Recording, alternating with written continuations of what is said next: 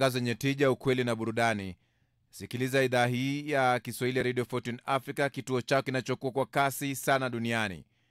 Wakati huu ni wakati mwafaka wa kwenda kupokea taarifa yetu ya habari kutoka idhaa hii ya Kiswahili katika majira ya Afrika leo jioni, ambapo matangazo yetu ni mbashara kutoka idhaa hii ya Kiswahili ya Radio Fortune Africa. Ambana nasi kupokea taarifa ya habari, vile vile makala maalum na uchambuzi wa kina.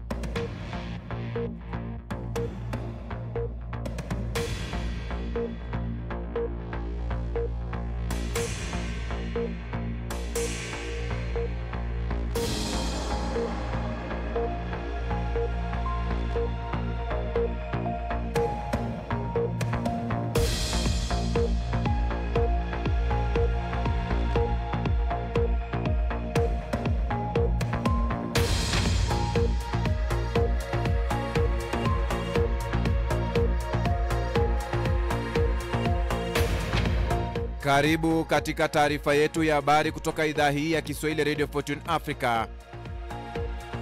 Tumekuandalia mengi, ikiwa ni pamoja na Korea Kaskazini yasema mfumo wa ulinzi wa anga ya Marekani unachochea vita vya nyuklia vya anga. M23 waua, kutesa na kuwashika mateka raia DRC, Amnesty International yadai. Sheria ya ushuru mpya wa redio kwa madereva yazua ghadhabu Zimbabwe. Rais wa Uganda Yoweri Kaguta Museveni na mkewe Janet Museveni waomba radhi kwa makosa yaliyotokea Uganda. Israeli yatangaza kuzuia kombora lililofyatuliwa kutoka Yemen. Walinzi wa pwani ya Ugiriki washtakiwa kwa ajali ya wahamiaji mwaka 23. Ghana yafunga ubalozi wake nchini Marekani.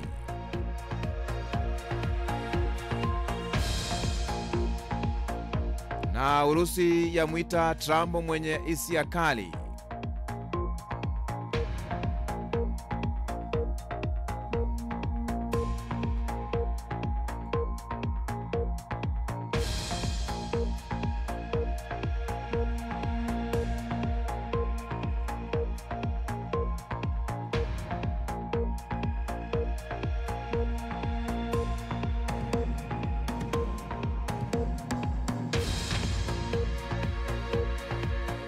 Naam, na tumai ubweri wa afya pote pale ulipo duniani kwa moyo mkunjufu na mikono miwili.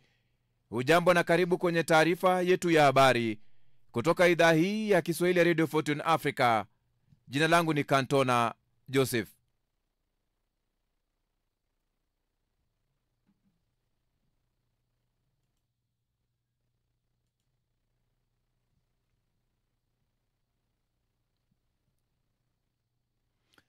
Rais wa Zimbabwe Emmerson Mnangagwa ametia saini kuwa sheria mswada tata unaowataka madereva wote kununua leseni ya redio kabla ya kupata bima ya gari. Kumekuwa na kilio kutoka kwa baadhi ya madereva, kwani sasa watalazimika kulipia zipatazo dola 92 kila mwaka ili kusikiliza redio kwenye magari yao. Kuanzishwa kwa hatua hiyo ni sehemu ya mpango wa kupanua vyanzo vya mapato kwa shirika la utangazaji la serikali, lakini wakosoaji wanasema ada ya leseni ni kubwa mno, hasa kutokana na hali ngumu ya kiuchumi. Kiongozi wa upinzani Nelson Chamisa amesema sheria hiyo mpya ni ya kibabe kupita kiasi, inachukia raia na haina huruma kabisa. Kuna takribani magari milioni 1.2 yaliyosajiliwa nchini Zimbabwe, lakini 800 pekee tu kati yao inalipa bima, kulingana na vyombo vya habari vya ndani. Shirika la utangazaji la Zimbabwe ZBC linalopata hasara linategemea mapato ya ada ya leseni pamoja na ruzuku ya serikali. Pia uzalisha baadhi ya mapato kupitia utangazaji.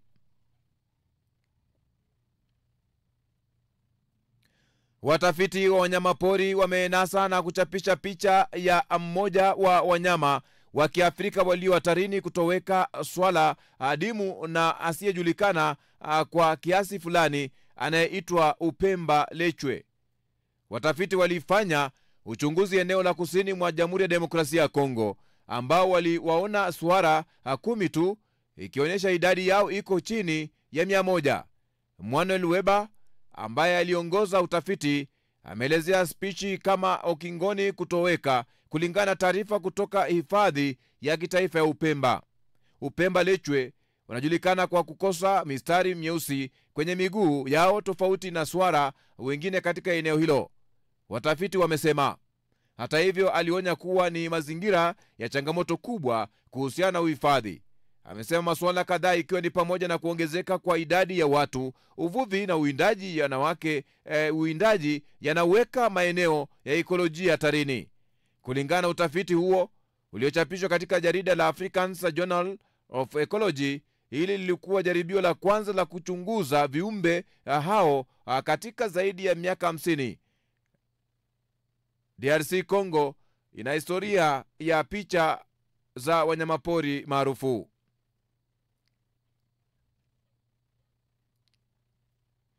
Zaidi ya wafungwa 200 wa kivita wa Ukraine wamekufa wakiwa kizuizini tangu kuanza kwa uvamizi nchini Ukraine, kulingana na ripoti ya Associated Press. Likiwanukuu wanaharakati wa haki za binadamu, Umoja wa Mataifa, mamlaka ya Ukraine na mtaalamu wa uchunguzi wa kimataifa wa kimahakama, chapisho hilo limebainisha kuwa kutendewa kikatili katika magereza ya Urusi kuna uwezekana kuwa sababu ya vifo hivyo. Mamlaka ya Urusi haikuwa tayari kusema chochote kuhusu hilo. Hapo awali walishutumu Ukraine kwa kuwatendea vibaya wafungwa wa kivita wa Urusi, mashtaka ambayo Umoja wa Mataifa uliyaunga mkono kwa kiasi, lakini kwa tahadhari kwamba dhuluma za Ukraine hazijaenea sana na mbaya zaidi kuliko zile ambazo Urusi inashutumiwa. Ripoti ya Umoja wa Mataifa mwaka 2024 imesema 95% ya wafungwa wa Ukraine walioachiliwa waliteswa.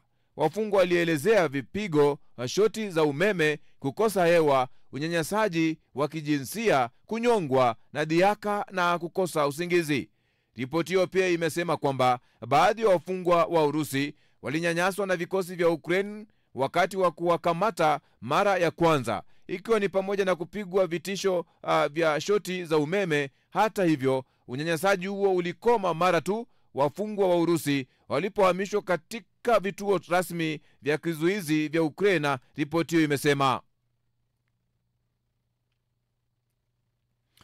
Korea Kaskazini imekosoa mpango wa Marekani wa ngao uitwayo Golden Dome, ikisema inaweza kugeuzwa anga kuwa uwanja wa vita vya nyuklia. Mfumo wa ulinzi ambao Rais Donald Trump anapanga kuzindua mwishoni mwa muhula wake unalenga kukabiliana na vitisho vya angani vya kizazi kijacho cha Marekani, ikiwa ni pamoja na makombora ya balistiki na CRS. Wizara ya mambo ya nje ya Pyongyang imeshutumu mpango huo kama kujihesabia haki na kiburi, vyombo vya habari vya serikali vimesema. Korea Kaskazini inaona Washington kama adui na mara kwa mara imelaani mazoezi ya pamoja ya kijeshi kati ya Marekani na Korea Kusini. Mnamo mwaka 2022, Kaskazini ilipitisha sheria iliyojitangaza kuwa taifa la silaha za nyuklia na imejaribu aina mbalimbali ya makombora ya balistiki na CRS katika miaka hivi karibuni. Mapema mwaka huu ilidai kuwa ilirusha kombora jipya la masafa ya kati likiwa na kichwa cha kivita ambacho kilisema kitakuwa na washindani wowote katika eneo la Pacific. Korea Kaskazini inaungana na Uchina kukosoa mpango wa Marekani. Kundi jipya la usambazaji wa misaada lenye utata linaloungwa mkono na Marekani na Israel limeanza kufanya kazi huko Gaza. Wakfu wa misaada ya kibinadamu wa Gaza, GHF, umesema shehena ya lori ya chakula imepelekwa kwenye maeneo ya salama na kwamba imeanza kusambazwa kwa watu. Haijaeleza ni wapi na ni kiasi kipi cha misaada kilikuwa kimetolewa. Kundi hilo ambalo linatumia wakandarasi wa usalama wa Marekani wenye silaha linalenga kukwepa Umoja wa Mataifa kama msambazaji mkuu wa misaada kwa Wapalestina milioni 2.1 huko Gaza, ambao wataalamu wanaonya juu ya njaa inayowadia baada ya kizuizi cha Israel kilichochukua wiki 11.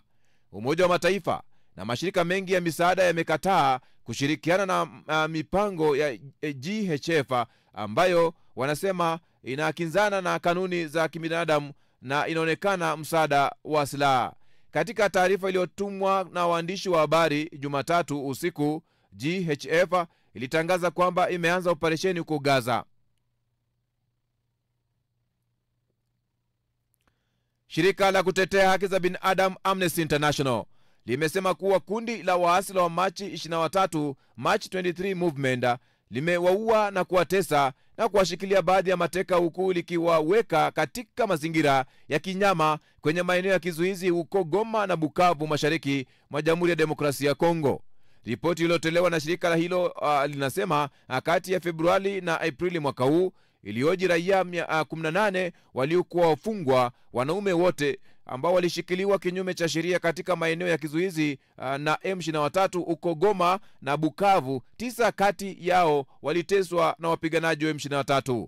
Kulingana na taarifa ya shirika hilo, ngozi iliyojificha kundi la waasi la M23 ya kulete amani mashariki mwa DRC ni njia ya kuficha maovu wanayotenda dhidi ya wale wanaoamini kuwa wanaenda kinyume na matakwa yao. Shirika hilo limetoa wito kwa kundi hilo kuachilia wale walioshikiliwa mateka mara moja, na kwamba wanastahili kuonyesha ubinadamu kwa ajili kwa kila wanayemzuia na waruhusu kuwa na mawakili wao na familia zao. Rais wa Marekani Donald Trump anafikiria kuiwekea Urusi vikwazo wiki hii ikizidi kuwa na kuchanganyikiwa na mashambulio ya Urusi dhidi ya Ukraine. Gazeti la Wall Street Journal limeripoti likinuku vyanzo. Mmoja wa watu hao amesema vikwazo hivyo vikitekelezwa havitajumuisha vikwazo vipya vya benki, lakini chaguzi nyingine zinajadiliwa ili kumshinikiza kiongozi wa Urusi Vladimir Putin kufanya makubaliano kati ya meza ya mazungumzo, ikiwa ni pamoja na makubaliano kusitisha mapigano kwa siku 30, jambo ambalo Urusi imekuwa ikikataa mara kwa mara. Trump amesema Jumapili kwamba anazingatia vikwazo baada ya shambulio kubwa nchini Ukraine mwishoni mwa juma. Baadaye tena alimsuta Putin akisema alidhani ni mwenda wazimu kabisa. WSJ imeandika ikitoa vyanzo vyake kwamba Trump amechoshwa na majaribio ya suluhu ya amani na anafikiria kuyaacha ikiwa juhudi zake hazitafanikiwa.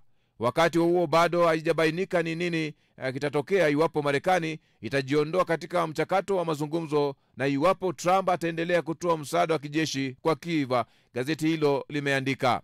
Gazeti la New York Times pia limeandika juu ya uwezekano wa Washington kujiondoa katika mazungumzo hayo, lakini vyanzo vya uchapishaji vinabainisha kuwa Trump aliweka wazi kwa kiongozi wa Ulaya kwamba hataki kuongeza shinikizo la vikwazo kwa Moscow. Rais Yoweri Museveni na mkewe Janet Museveni wa Uganda ameomba msamaha katika tukio ambalo ni nadra sana na kukubalika kutokea kwa makosa ya hapa na pale katika mkutano uliofanyika uwanja wa Uhuru wa Kololo viungani mwa jiji la Kampala, Uganda. Museveni na mkewe wamezungumza hayo wakiwa katika mkutano wa Injili, ambapo wamesimama pamoja na kukiri kuwepo kwa mapungufu katika uongozi kutokea kwa ufisadi, kujitenga na kwa uraia. Katika hotuba yake, Rais Museveni alipongeza kanisa kwa kile alichoeleza kuwa ni mabadiliko makubwa kutoka kuwa sehemu ya tatizo hadi sasa kuwa msingi wa amani, wajibikaji na maendeleo ya kiroho nchini Uganda. Mungu arejeshe neema ambayo tulikuwa nayo mwanzoni na kutuunganisha tena kwa umoja wetu wa kitaifa na kujitolea kwa mabadiliko ya kijamii na uchumi wa nchi yetu pamoja. Mwisho wa kumnukuu. Mkutano huo ulivutia maelfu ya waumini kutoka nchi nzima kwa sala, ibada na wito mpya wa mabadiliko ya kitaifa kupitia imani. Mahakama ya wanamaji nchini Ugiriki imewashtaki walinzi 17 wa pwani kutokana na maafa mabaya zaidi ya boti ya wanamaji katika bahari ya Mediterranean kwa muongo mmoja. Hadi watu 650 waliofiwa kufa maji wakati boti ya wavuvi Adriana iliyokuwa imejaa watu wengi ilipozama karibu na Pelos, karibu na pwani ya Ugiriki tarehe 14 Juni mwaka wa 23. Waziri wa mambo ya nje wa Ghana ametangaza kuwa nchi hiyo imefunga kwa muda ubalozi wake katika mji mkuu wa Marekani, huku kukiwa na uchunguzi kuhusu madai ya kashfa ya visa. Taarifa hiyo imeongeza kuwa ubalozi huo unafungwa kabisa kwa siku chache hadi urekebishaji upya wa mifumo utakapokamilika. Kulingana na Ablakwa na washirika wa ukaguzi wahusika katika mipango hiyo ya udanganyifu walichukua pesa kutoka kwa waombaji wa visa na pasipoti. Inadaiwa kuwa mpango huo unajumuisha kuweka kiunganishi ambacho hakitaidhinishwa kwenye tovuti ya ubalozi ili kuwaelekeza waombaji visa na pasipoti kwa kampuni ya kibinafsi ambazo walitozwa malipo ya ziada kwa huduma nyingi bila ufahamu wa wizara ya mambo ya nje. Blakwa ameongeza kuwa baada ya hapo mchakato wote uliofanywa kwenye akaunti ya kibinafsi na kwamba mpango huo umekuwa ukiendelea kwa miaka 5.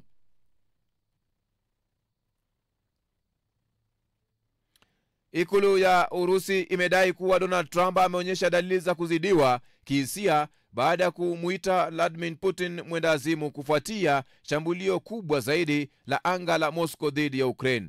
Rais wa Marekani amesema kwenye mtandao wa kijamii wa Truth Social kwamba kuna kitu kimetokea kwa Putin baada ya Urusi kuwaua watu 13 nchini Ukraine kwa kutumia droni na makombora 307. Amekuwa mwendawazimu, Trump amesema, anaua watu wengi bila sababu.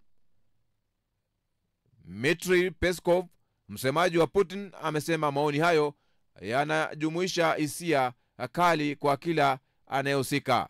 Kansela wa Ujerumani Friedrich Merz wakati huo amesema kwamba washirika wa Ukraine wameondoa vikwazo vyote vya silaha, huku ukiwa na ripoti kwamba angeipatia Kiev makombora ya Taurus.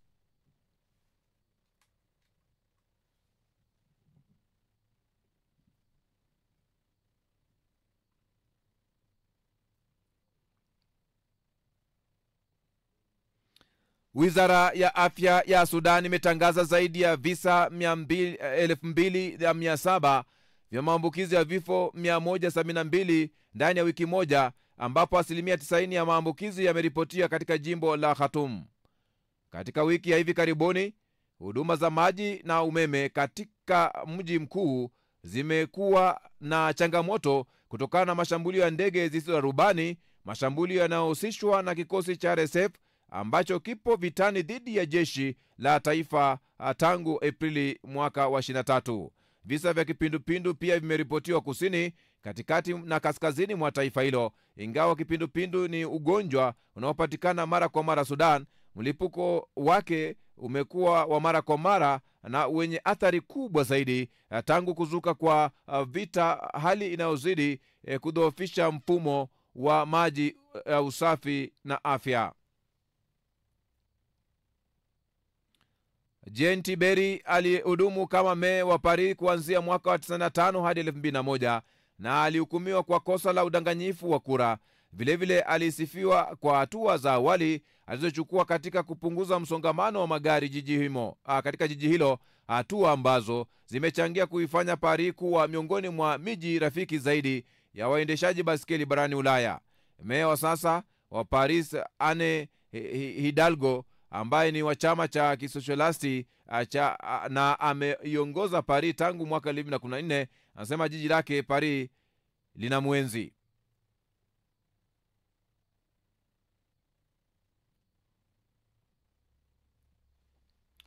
Takribani watu 44 wameuawa katika mashambulio tofauti yaliyotokea katika siku za hivi karibuni katika jimbo la Benue katikati mwa Nigeria.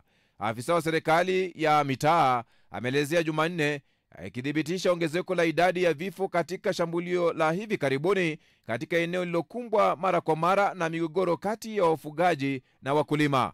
Mashambulio hayo yalitokea katika vijiji vitatu kati ya Ijumaa na Jumatatu, kwa mujibu wa mwenyekiti wa halmashauri ya eneo la Gwer West katika jimbo la Benue, Omena Tosa Victor, aliyeliambia shirika la habari la AFP.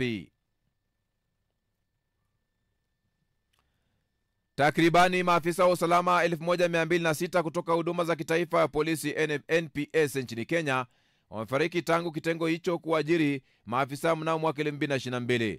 Inspekta Jenerali wa polisi nchini Kenya Douglas Kanja ametoa kauli hiyo katika kamati ya bunge ya kitaifa ya usalama wa ndani katika majengo ya bunge jiji kuu la Nairobi. Huduma ya kitaifa ya polisi inajumuisha huduma za polisi ya Kenya, polisi wa utawala na kurugenzi ya uchunguzi ya jinai DCI. Kanja vilevile ameeleza kuwa maafisa 326 walijiuzulu katika muda wa miaka mitatu iliyopita.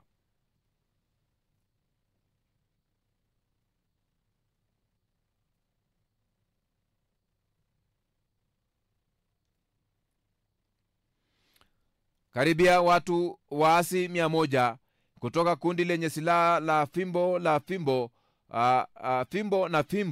wameripotiwa kukabidhi silaha zao kwa mamlaka katika eneo la Kalemi, jimboni Tanganyika nchini DRC. Kulingana na mtandao wa Radio Okapi, wakati wa hafla ya uwasilishaji wa silaha hizo katika kijiji cha Kasama, umbali wa kilomita 15 kusini mashariki mwa mji wa Kalemi, waasi hao walikabidhi silaha kadhaa kwa mamlaka ya jimbo. Baadhi ya silaha walizokabidhi ni pamoja na bunduki 3 aina AK-47, risasi, mishale, miongoni mwa silaha nyingine. Gavana wa jimbo la Tanganyika Christian Kitungwa alipokezwa silaha hizo kutoka kwa kiongozi wa waasi hao, ambapo alikaribisha na kupongeza hatua yao ya kujisalimisha. Kitungwa alisisitiza kujitolea kwa mamlaka kuwasaidia waasi hao wa zamani kuondokea uasi na kujiunga na jamii, kuendelea na maadili katika jamii. Waasi hao wanaelezwa kutekeleza vitendo mbalimbali vya kihalifu chini ya kiongozi wao Michael Bitonto Aswa kwa kijiji ambapo vinavyopatikana katika maeneo hayo ya Kalemi kama vile Mulange, Koki, Mwaka na Kambilo. Mamlaka inasema waasi hao wamejitokeza kujiunga na mpango wa uondoaji silaha zinazomilikiwa na makundi yenye silaha.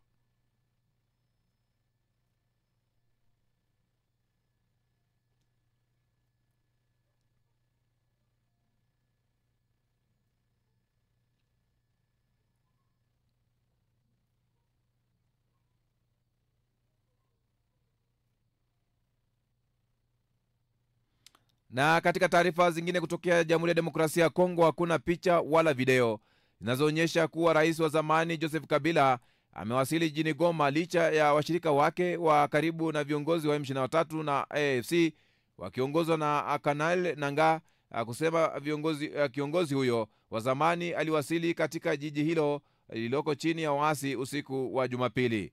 Emmanuel Ramazan Shaderi ni mshirika wa karibu wa rais Kabila kutoka chama tawala cha PPRD. Mwishoni mwa wiki iliyopita, baada ya maseneta kumwondoa kinga ya kutoshtakiwa, Kabila alielezea serikali ya rais Felix Tshisekedi kama ya kidikteta. Hata hivyo chama tawala UDPS kimeshtumu Kabila kwa kuwaunga mkono waasi wa M23 na kusema hana jipya kwa ajili ya taifa hilo.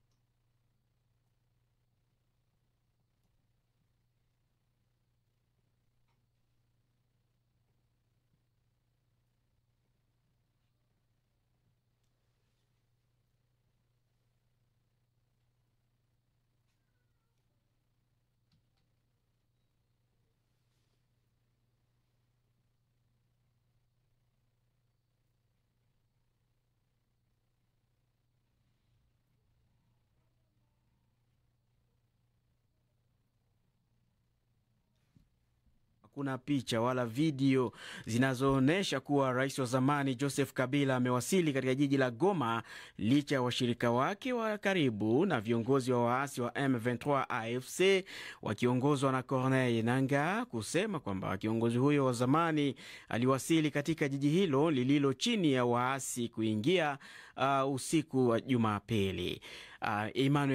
Emmanuel Ramadhani kuniradhi. Shadari huyo ni mshirika wa karibu wa Rais Kabila kutoka chama cha PPRD. Tout le monde sait que le président Kabila connaît le Congo pour l'avoir. Kila mmoja anafahamu kwamba Rais Kabila anaifahamu DRC kwa sababu ameiongoza kwa miaka kadhaa. Anajua eneo la maziwa makuu na anawafahamu wanasiasa wakuu wa eneo hilo na mifumo yao wanayocheza. Nadhani ndio maana anakuja kuzungumza na watu wa M23 ili kujadiliana nao na kujua namna gani ya kutatua tatizo hili pamoja. Kwa hivyo ni lazima tuikaribishe ziara hii ya Rais Kabila mjini Goma ili azungumze nao na kuleta amani. Kila mtu alete mchango wake, naye ametimiza sehemu yake. Anawafahamu watu walioko huko, viongozi wa M23 AFC, anaenda kufanya nao mazungumzo. Mwishoni mwa juma wiki iliyopita, yani baada ya maseneta kuondoa kinga ya kutoshtakiwa, Kabila alielezea serikali ya Rais Felix Tshisekedi kuwa ni ya kidikteta. Hata hivyo, chama tawala cha UDPS kimemshutumu Kabila kwa kuwaunga mkono waasi wa M23 na kusema hana jipya kwa ajili ya nchi hiyo ya DRC.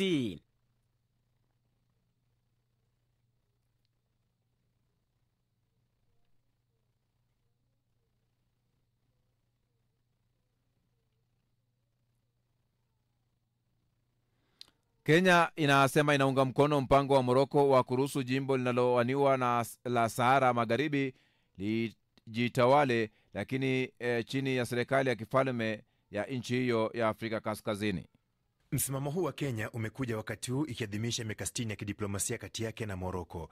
Waziri mambo ya kigeni wa Kenya Musalia Mudavadi amekuwa ziarani nchini Morocco, ambako Kenya imefungua ubalozi wake jijini Rabat, ambako amesema mpango huo wakazi wa Sahara Magharibi watajitawala, lakini chini ya uongozi wa Morocco ambayo itadhibiti masuala ya usalama ndiyo suluhu pekee ya mzozo wa eneo hilo. Awali Kenya imekuwa ikionekana kuunga mkono uhuru wa eneo la Sahara Magharibi, lakini tangu Rais William Ruto alipoingia madarakani mwaka 2022 msimamo huu umeonekana kubadilika. Aidha, Mudavadi amesema Kenya inaunga mkono mpango wa Morocco kutoa fursa kwa nchi za Sahel kutumia bandari zake katika bahari ya Atlantic kwa ajili ya masuala ya kibiashara. Katika hatua nyingine, serikali ya Kenya imefuta mpango wa kuzindua ubalozi wa jimbo la Somaliland jijini Nairobi siku ya Jumanne, licha ya ziara ya kiongozi wa eneo hilo Abdrahman Mohamed Abdillahi. Kenya imesema inaendelea kutambua Somali kama taifa moja licha Somaliland kutaka kujitenga na kujitawala. Wabunge nchini Tanzania wamelaani hatua ya harakati wa Kenya kwenda nchini humo na kuwashutumu kuwa na njama ya kuchochea vurugu nchini humo wiki iliyopita na kuunga mkono Rais Samia Suluhu Hassan, ambaye amesema serikali yake haitaruhusu wanaharakati kutoka nje ya taifa hilo kwenda katika taifa hilo kuingilia masuala ya ndani ya taifa hilo. Kamanda wa migration, tena mimi nilishangaa mliwarudisha wa nini? Mngewaingiza ndani tuwapeleke na kulima, inawezekana kule Kenya hakuna mashamba. Lindeni mipaka yetu, watu waingie humu kwa vibali. Kama amekuja kufanya biashara, haripie kibali cha biashara. Huwezi kuja kutembea halafu kaanza kwenda kuninginia mahakamani na kutoa press. Hili ni taifa huru, wasituingilie na taifa letu. Hata sisi tunayo midomo na wao wanafanya kampeni, wanafanya mikutano, na sisi tunao wabunge wa Kenya wengi tu marafiki zetu. Tunashirikiana kwa mawazo kwenye simu, lakini hatujawahi kwenda kupanda majukwani kudogocha serikali yao. Niwaombe sana, jeshi letu ni la weledi kwa kweli. Niangalia, hata ukiangalia wao wanasema wameendelea. Hivi unaendelea watu kila siku rais anapewa majina. Sasa hivi anaitwa Heri Chapo, sijui mara Kasongo, kila siku mara anapondo viatu kwenye msafara. Tunataka tuwe na jeshi la design hiyo? Hapana, jeshi letu tunataka muendelee na mwendo mdundo ule ule. Mtu yoyote anayeingia Tanzania ajue ukileta mchezo Wambura yuko kazini na wenzie. Utanyea kwenye debe au utakula rungu. Hii ni haki yetu. Lazima tuilinde nchi yetu kwa wizu mkuu. Lazima tuilinde nchi yetu kwa wivu mkubwa. Matamshi hayo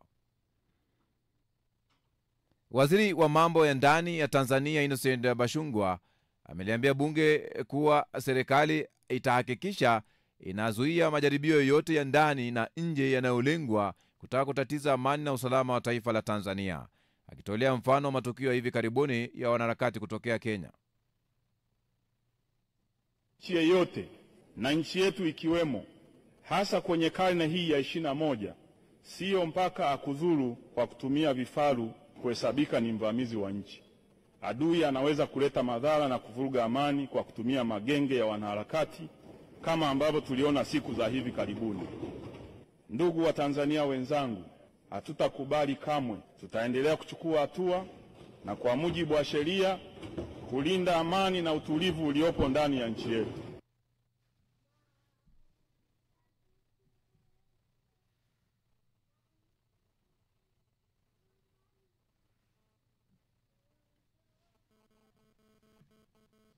Ni taarifa ya habari kutoka idhaa hii ya Kiswahili ya Radio Fortune Africa.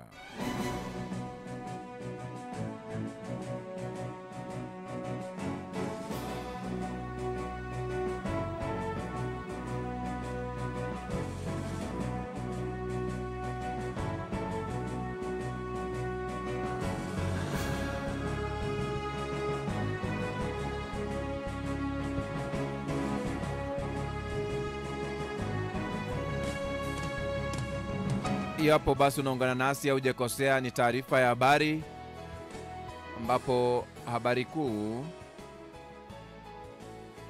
kwamba Korea Kaskazini yasema mfumo wa ulinzi wa anga wa Marekani unachochea vita vya nyuklia vya anga. Dunia ina mengi jamani. Uko nchini Kenya, waumini wa kanisa Anglikana wameshikwa na mshangao baada ya wezi kuvunja na kuingia kwenye kanisa la Mount Mathayo Mutidhi huko Kirinyaga na kuiba mali za kanisa.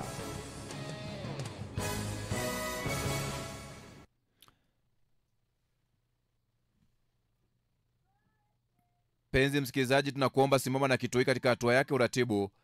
Kwenye hatua kununua transmitter yenye uwezo wa kurusha matangazo yake mbali na kwa njia nzuri yatakao tanua wigo letu na kuwafikia mamilioni ya watu kwa njia FM.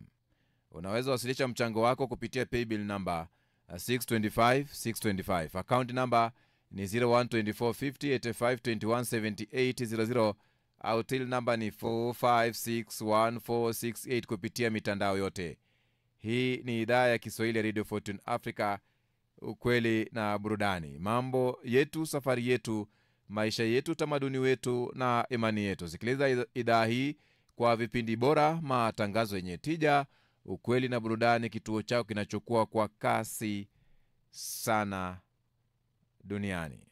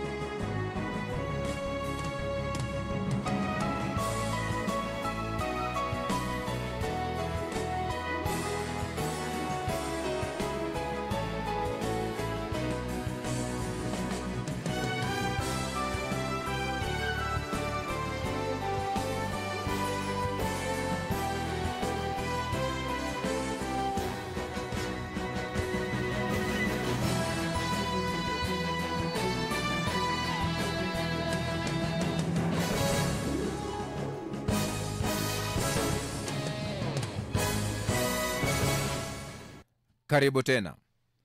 Dunia ina mengi jamani, na uko nchini Kenya waumini wa kanisa Anglikana wameshikwa na mshangao baada ya wezi kuvunja na kuingia kwenye kanisa la Mount Mathayo Mutidhi huko Kirinyaga na kuiba mali za kanisa. Na kama hivyo haitoshi, wakala mikate ya madhabahuni na sakramenti na kunywa divai. Wanakwaya wa kanisa hilo ndio waliogundua kwanza baada ya kukuta kinanda hakipo, na baadaye makamu mwenyekiti wa kanisa hilo Eliud Kithaka kuthibitisha tukio hilo na kuongeza kuwa vitu vingine pia vimeibwa.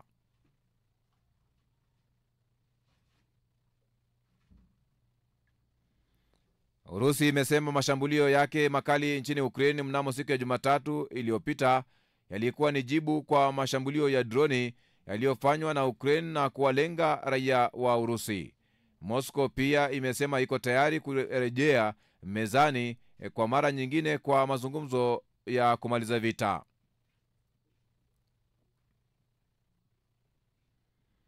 Msimamo wa Umoja wa Ulaya umeanza kubadilika kuhusu vita vya Israeli huko Gaza, wakati rais wa tume ya Ulaya Ursula von der Leyen akilaani mashambulio ya Israeli kwenye shule na vituo vya wakimbizi yaliyoyaita kuwa ya kutisha na yanayokiuka sheria za kimataifa.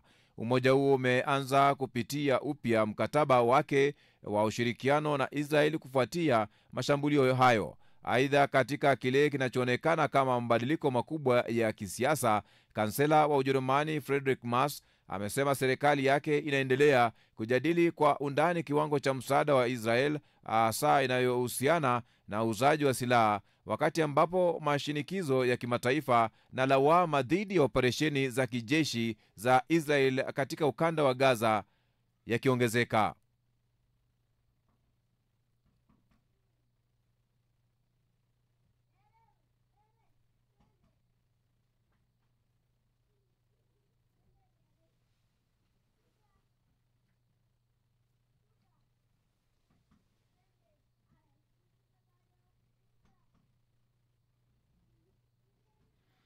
Uturuki ni mmoja wa washirika wa kimkakati wa Umoja wa Afrika na bara linatambua mchango wake. Uturuki imekuwa mwangalizi katika Umoja wa Afrika kwa miaka 20 sasa. Adhimisha miaka 62 tangu kuanzishwa kwa Umoja wa Nchi Huru za Afrika OAU. Sasa ni Umoja wa Afrika. Tarehe 25 Mei ilikuwa ni maadhimisho rasmi ya siku hiyo. Mwaka huu Umoja wa Afrika una lengo la kupata haki kwa Afrika na watu wenye asili ya Kiafrika kwa njia ya fidia. Uturuki ni mmoja wa washirika wa kimkakati wa Umoja wa Afrika na bara linatambua mchango wake. Uturuki imekuwa mwangalizi katika Umoja wa Afrika kwa miaka 20.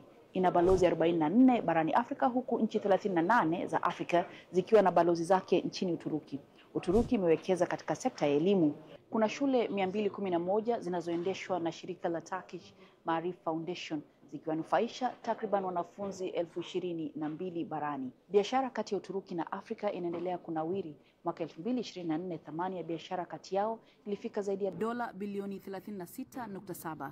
Kampuni ya shirika la ndege la Uturuki inafika katika maeneo 64 katika nchi 41 za Afrika, huku kukiwa na miradi 2,000 mikubwa ikiwemo ya miundombinu inayofanyika katika nchi za Afrika na makampuni ya Uturuki zikiwa na thamani ya takriban dola bilioni 93. Ni uhusiano ambayo Uturuki inasema imejikita katika manufaa ya pande zote mbili.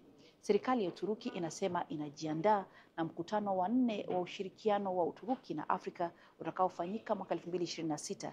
Uturuki inaahidi kwamba itaendelea kufanya kazi na bara la Afrika kuhakikisha ustawi, amani na utulivu. Bara la ndio hali ambayo inajitokeza katika hatua hiyo ushirika muhimu. Bunge la taifa la Nigeria limetupilia mbali mswada ambao ungewashurutisha watu kupiga kura. Hayo ni kwa mujibu wa taarifa ya Jumatatu kutoka kwa spika wa baraza la wawakilishi. Mswada huo ambao awali ulipendekeza kifungo cha miezi 6 au faini ya naira 1,100 kwa wapiga kura wenye sifa ambao hawakupiga kura, ulisomwa kwa mara ya pili bungeni. Taarifa kutoka ofisi ya spika Abasa Tajuddin, ambaye ndiye aliyefadhili mswada huo, amesema ameamua kuondoa baada ya mashauriano ya kina na wadau.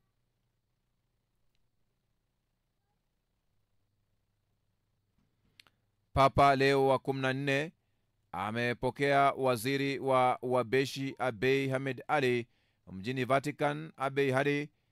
Abiy Ahmed anasema walijadiliana masuala ya amani na mipango ya kuwekeza zaidi katika elimu. Waziri mkuu alimkabidhi Papa zawadi ya kahawa kutoka Uhabeshi au kipenda Ethiopia, inayoaminika kuwa chanzo cha kahawa ya Arabia na mzalishaji mkuu wa kahawa hiyo barani Afrika. Huu ni mkutano wake wa kwanza na kiongozi kutoka Afrika baada ya sherehe ya kusimikwa.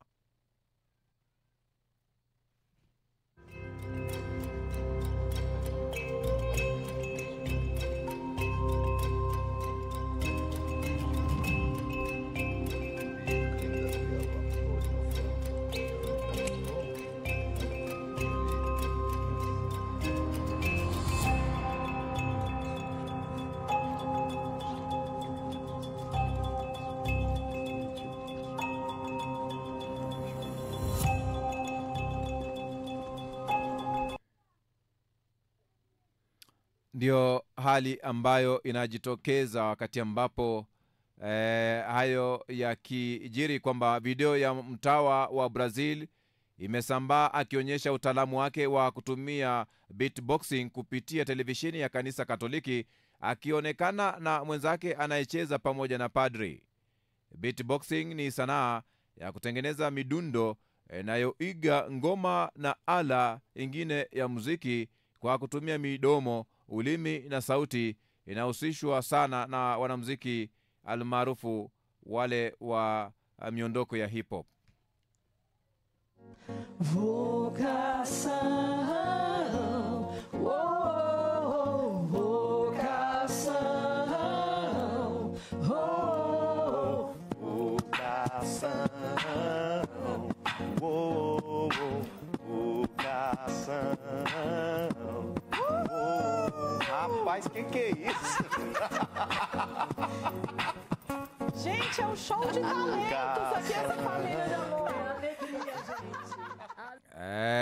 Bana asema bwana, jipe wakati mwingine fursa ya kuweza kunengua. Usio unajifinya tu, unajikausha wakati ambapo maisha hayana riaso. Bara la Afrika linaadhimisha miaka 62 tangu kuanzishwa kwa Umoja wa Nchi Huru za Afrika OAU. Sasa Umoja wa Afrika, tarehe 25 Mei ilikuwa ni maadhimisho rasmi ya siku hiyo. Bara hilo linaitambua Uturuki kama mshirika wake mkuu.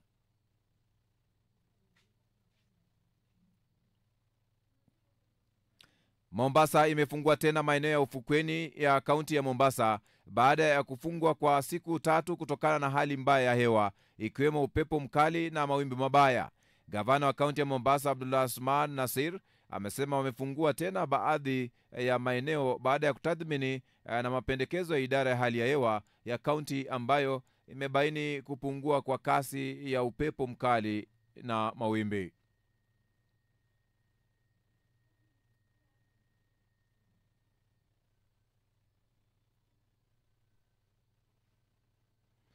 Uganda imepitisha sera mpya ya serikali ya kupiga marufuku wawekezaji binafsi katika usafiri wa umma. Sera hiyo mpya inafuatia kuongezeka kwa ajali barabarani ambazo zimehusishwa na magari yaliyo katika hali hatari ya kiufundi na utovu wa nidhamu, miongoni mwa masuala mengine. Miaka 15 kubeba abiria jijini Kampala nchini Uganda kimekuwa ni chanzo kikuu cha mapato kwa Ali Kabuye. Kupitia mkopo aliweza kununua gari hii yenye uwezo wa kubeba abiria 14. Lakini sasa wasiwasi wake ni athari ya agizo jipya la serikali la kuzuia umiliki binafsi wa magari hayo. Tuna mifumo refu kuweka wadhamini wa mikopo katika biashara hii. Pendekezo la kujiunga na miradi mipya ya kununua magari mapya ni njama ya kutuondoa kwenye biashara, kwa sababu yatakununuliwa kwa mkopo, yatatufanya kuwa wafanyakazi. Mei 2025, serikali ya Uganda ilisema inataka biashara hii iwe chini ya wanaomiliki magari kwa vikundi pekee. Lengo ni kukuza usalama barabarani. Takwimu za serikali zinaonyesha kuwa wastani wa watu 14 hupoteza maisha kila siku kutokana na ajali katika kituo cha magari ya abiria cha Busega jijini Kampala. Kwa miongo kadhaa sasa, maelfu ya magari haya yamekuwa yakimilikiwa na watu binafsi, na kanuni za uendeshaji hapa zinaamuliwa na wamiliki wenyewe. Tatizo kubwa katika serikali yetu ni upendeleo. Waziri au mtu anaanza kampuni yake, analazimisha watu wajiunge nayo. Hiyo inamguza mmiliki binafsi hizi zote. Takriban wamiliki wa magari 400,000 waliopo jijini Kampala wataathirika na mabadiliko hayo mapya. Hata hivyo, kwa wengine tayari wamekuwa na utaratibu huo kwa muda. Nilianza zamani sana, ingawa imekuwa safari ngumu na washindani wangu, lakini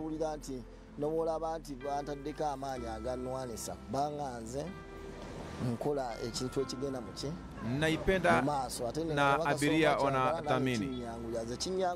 Kagwa yuko kwa kikundi kinachomiliki magari 250 chini ya kampuni ya Expressway Entebbe.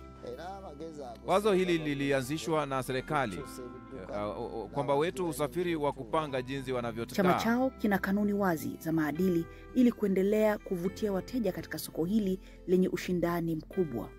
Kwa mfano, mbali na kuwa na vitambulisho, madereva pia wanashurutishwa kupitia mafunzo maalum, huku wasaidizi wao wakitakiwa kuvaa sare rasmi wanapokuwa kazini. Kwa magari haya ya chama, lazima abiria kupitia taratibu za usalama kabla ya kupanda. Na hiki ni kivutio kikubwa kwa baadhi ya abiria. Serikali ya Uganda kwa sasa inaendelea na ukaguzi wa taratibu, nambari za kidijitali za magari na utekelezaji wa kanuni za maadili kwa madereva. Lakini kwa wale ambao wamezoea umiliki binafsi, pengine itawachukua muda mpaka kuzoea utaratibu huu mpya. Huku wengine wanasubiria kuona iwapo mara hii serikali itafanikiwa katika utekelezaji wake tofauti na ilivyokuwa awali. Ndio swala la muda. Sasa hivi nachukua nafasi ya kuweza kusomea baadhi ya jumbe zako ambazo umeweza kuzinakili msikilizaji, alafu baadaye niweze kukuletea kipenga cha mchezo.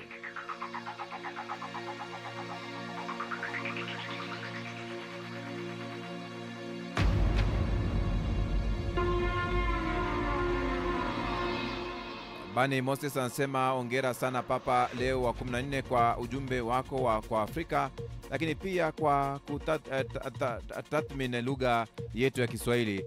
Kuna lugha nyingi barani Afrika, ungeweza kuandika kwa Kiingereza, Kifaransa, Kireno, Kiarabu au kwa lugha nyingine zote ya Kiafrika, lakini umethamini lugha ya Kiswahili ambayo ni lugha pekee ya Kiafrika inayotumika kimataifa na lugha ya ukombozi wa bara la Afrika, hasa kusini mwa jangwa la Sahara. Viva Kiswahili, viva Papa Leo wa 14.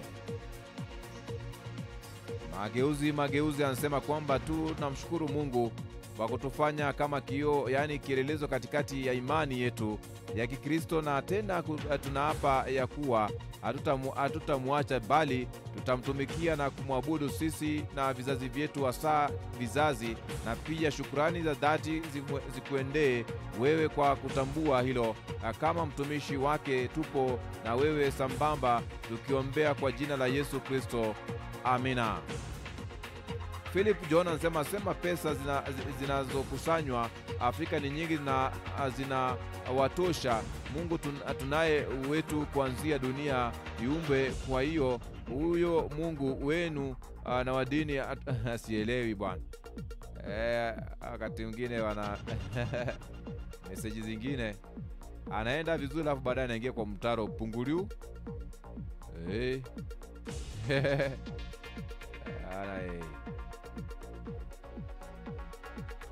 Kutokea nchini Kenya ni kwamba Zoi Saba pale vijini Claude anasema bahari ya Hindi siku hizi kuna upepo mkali sana. Hakika. Evans Kanyana pale anasema niko Mombasa na sina hiyo habari. Nyewe mwatoa wapi? Ndio maana tunaitwa wana habari na kupasha habari. Ndio ushapata.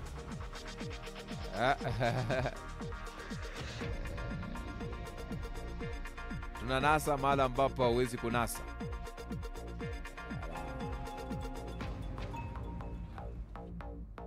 Haya, Daudi Ngendo anasema mbona huyu Papa kama vile akachangamka sana, au ni shabiki wa Yanga? Sielewi lakini.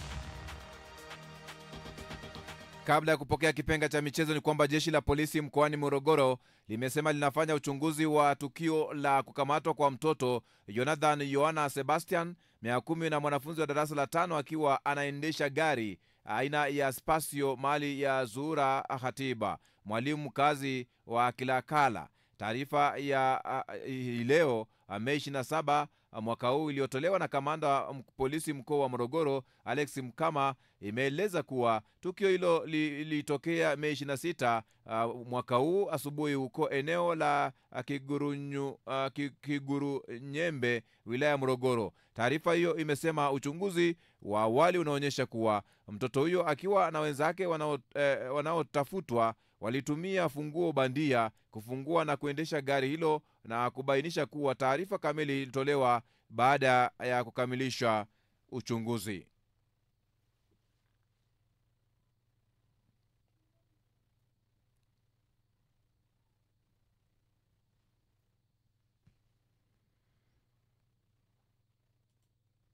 Na katika kipenga cha michezo,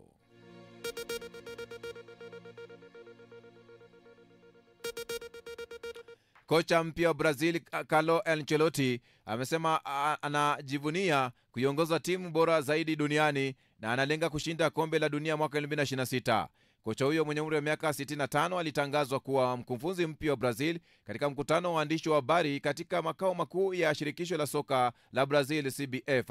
Raia huyo wa Italia anajiunga na timu ya Brazil kwa jina maarufu Selecao baada ya kuwa meneja wa Real Madrid kwa muda wa miaka 4 iliyopita. Ameshinda ligi ya mabingwa mara 3 na taji la La Liga mara 2 akiwa kocha wa klabu hiyo. Ancelotti pia amehai kuliongoza kilabu ya AC Milan na kuwa mabingwa wa Ulaya mara 2. Ameshinda ligi ya Premier na kombe la FA akiwa na Chelsea, pamoja na mataji ya Ufaransa na Ujerumani akiwa na Paris Saint-Germain na Bayern Munich.